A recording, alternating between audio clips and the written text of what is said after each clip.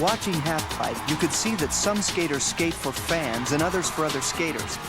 It wasn't so much that this was the World Championships, as it was that they wanted to show each other what they could do.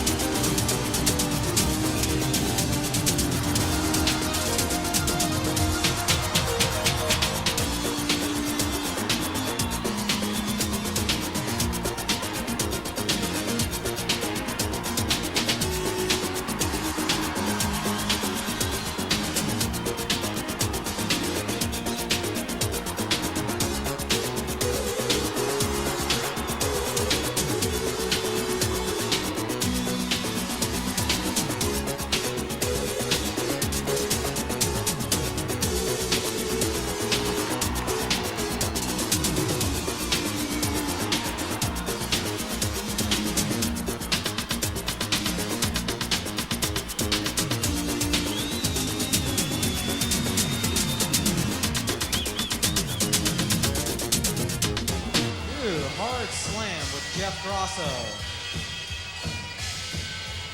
Barry is our athletic trainer on site. What I am, I'm an athletic trainer in the United States, and I'm hired by the Canadian Association, first to prevent their injuries, second to care for their injuries, and to rehab their injuries. A lot of these fellas come into the contest with previous injuries that I've worked on before, such as Joe, and so we're preventative taping right now. We have every type of injury in skateboarding imaginable. We have ankles, we have wrist. We've had skaters have concussions over 7 times. There are a few facial injuries, more lacerations. We do have fellas knock out their teeth, but the major injury that I'm worried about though is the head injury, because the helmet at this stage of the game really doesn't protect. It protects, but it doesn't prevent the head injury. Ken Park down in the bottom of the half pipe. Seems okay. Barry could be the best friend a skater could have. His healing powers were sometimes mystical, magical. Half the time I couldn't tell if he was psyching the skaters up or putting hexes on them. The skaters all put their trust in him, and he showed them his thanks by caring, which is the most anybody can do. I think these fellas have really accepted me as they are the fellas who voted in a poll to get me hired as I am a paid professional with this circuit. And I work on everybody I possibly can, although I'm taking care of 150 athletes, and I realize that's a lot for one individual. I enjoy doing it, and that's what motivates me to be here. No problems. I'm stoked. Sometimes don't go according to plan. These guys pay a heavy price for their practice sessions as well as their competitions. I guess most people don't know about all the equipment these guys use. The helmets and knee pads are pretty obvious, but there's lots of other protection available. The pros were a bunch of ordinary guys, talented ordinary guys.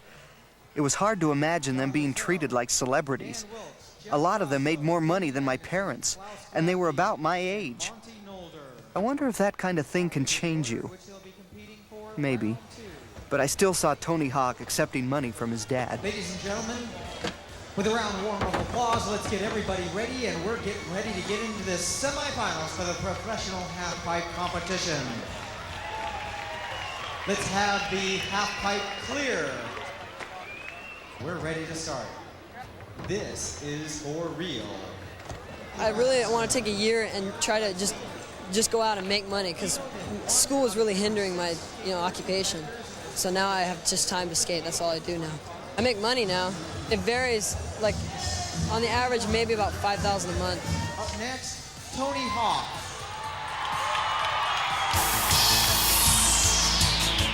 A lot of people are just doing airs and going high, and they're not getting scored that well, which I think that's the way it should be. It gets more crowd approval when you go higher and just keep doing airs. So I guess they're mainly looking for lines and a lot of tricks. If you're trying to organize a contest, think more of the skaters in terms of, instead of the organization and how you're going to put everything together. Just think of what they're going to skate and how they're going to feel about it. I think that's the best way to win a contest. Tony Hawk is not the kind of guy that goes real high. You're not going to see Tony Hawk go 10 feet, but you are going to see Tony Hawk do the gnarliest tricks ever. The guy has won more contests than probably anybody, and he's technically more knowledgeable than any other skater.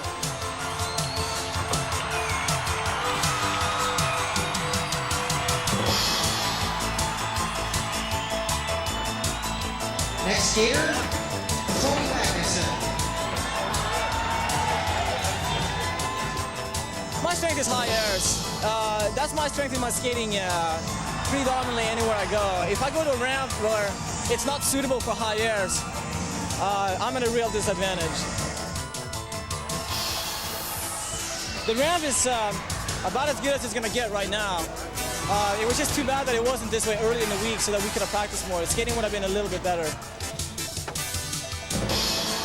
If I didn't make a cent riding skateboards, I'd still be riding skateboards. I mean, making money is just one of these nice things that comes with it, you know. It is really fun, and it doesn't really matter how good you are. I had just as much fun when I was a beginner as I do now, being a professional traveling around the world. So please welcome the Lone Star State Texas skater, Craig Johnson. I think really the epitome of skating is going as fast as possible. You know, going all out, just don't hold anything back, pull all the stops, let it go. The audience seems to pick up on it, they like it. My hair is like, I've been growing it real long, getting like dreads going and stuff, and it won't fit in my helmet anymore. So I cut the top out of it at the last contest and pulled it through. Fits perfect. I mean, it's great. I plan on skateboarding for a long time. Professionally, I don't know, probably about another 4 years or so. But I'll be skating, I'll be skating for a long time to come. I'm just I'm into having a lot of fun. Whatever's cool, and if you can make a living at it, that's even cooler. Craig Johnson, Texas Lone Star. Up now, Steve Caballero.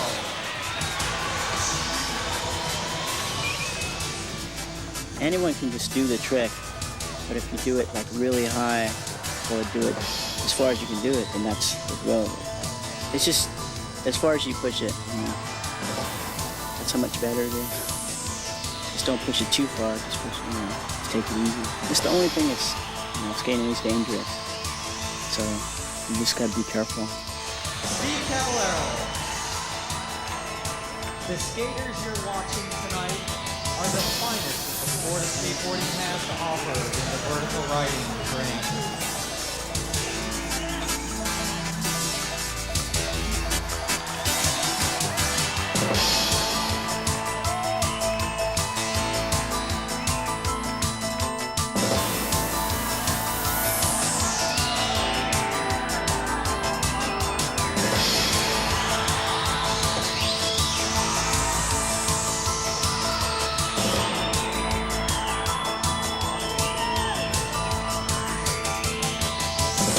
You folks in the audience are great. Love the enthusiasm. I know the competitors do.